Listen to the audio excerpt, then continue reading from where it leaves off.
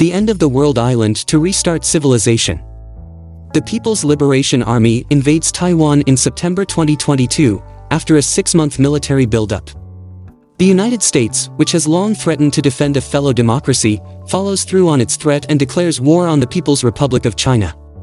As the US and China engage in a bitter South Pacific war, Russia seizes the chance to put NATO to the test by launching a full-scale invasion of Ukraine, with forces also advancing into Latvia, Estonia, and Lithuania. Before we continue, make sure to like this video and subscribe to our channel so that you can be updated by my new videos. NATO, led by US European Command, answers with force. World War III has begun, and it will be the most catastrophic conflict in human history. Fortunately, you're prepared.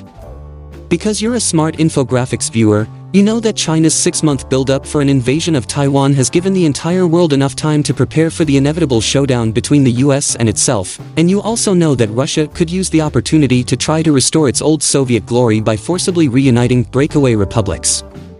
So you've pooled money with numerous friends and family members to buy a boat and a lot of gasoline in case the nukes start flying, which they almost certainly will. Because it will soon be up to you to re-establish civilization.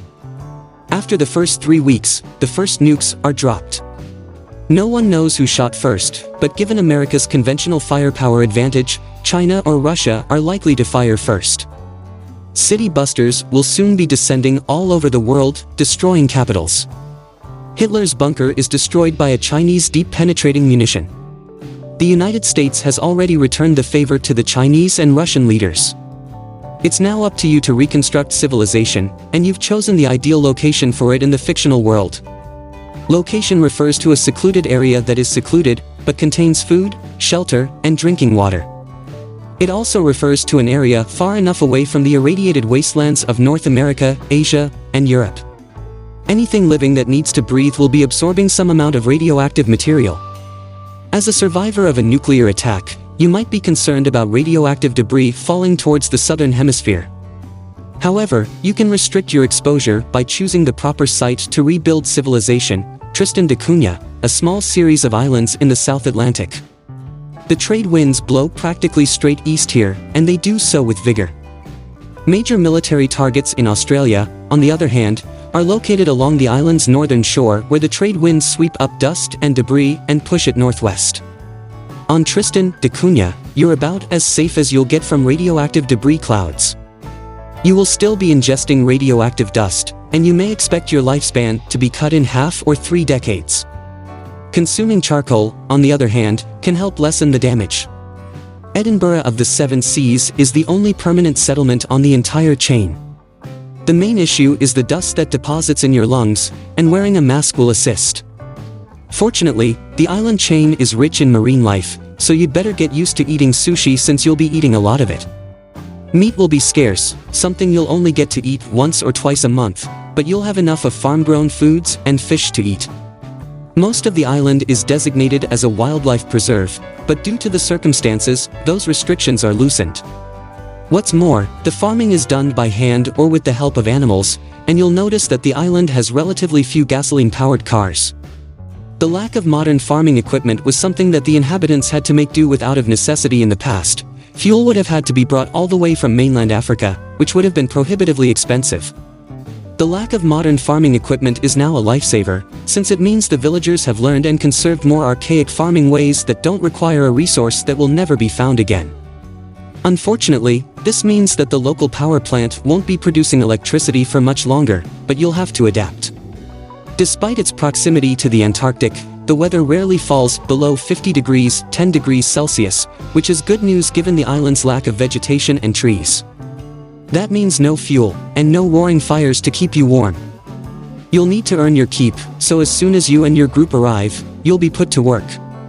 There's plenty of crayfish fishing to be had. It was the island's principal export before the end of the world. To replenish your meals, a group of guys take a boat over and harvest some of the bird nests. The existence of a government is also beneficial, because order equates to stability.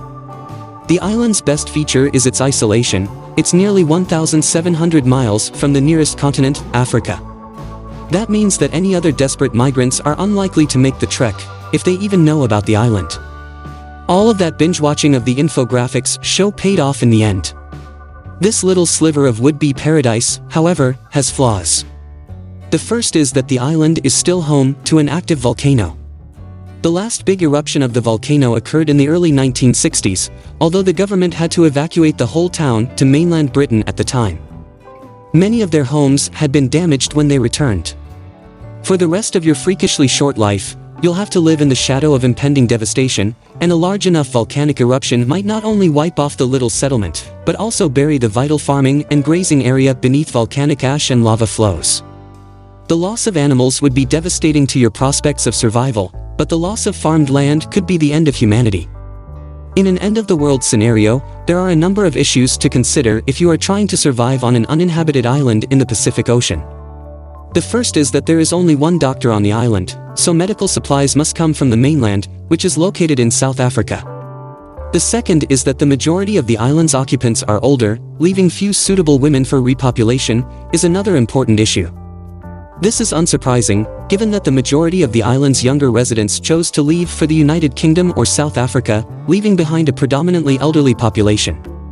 However, the island is thought to have been settled by 4 or 5 families, and most living residents can trace their lineage back to them, so as long as you bring a few women who aren't related to you, you might have a chance of creating a future for humanity that isn't another Hills Have Eyes sequel.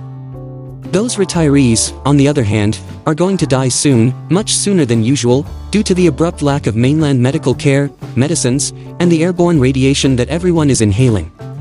You've chosen the ideal location for attempting to save civilization from nuclear extinction.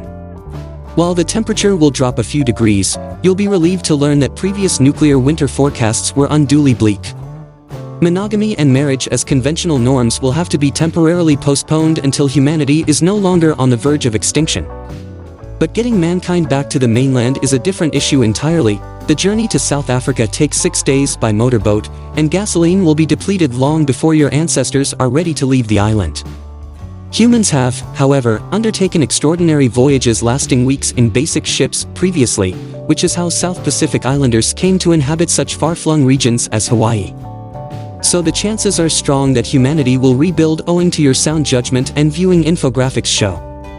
Probably only to be destroyed in nuclear hellfire once more, but hey, you did your job.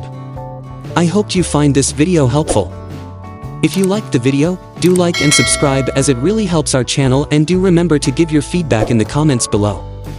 See you in the next video with some more interesting topics and facts.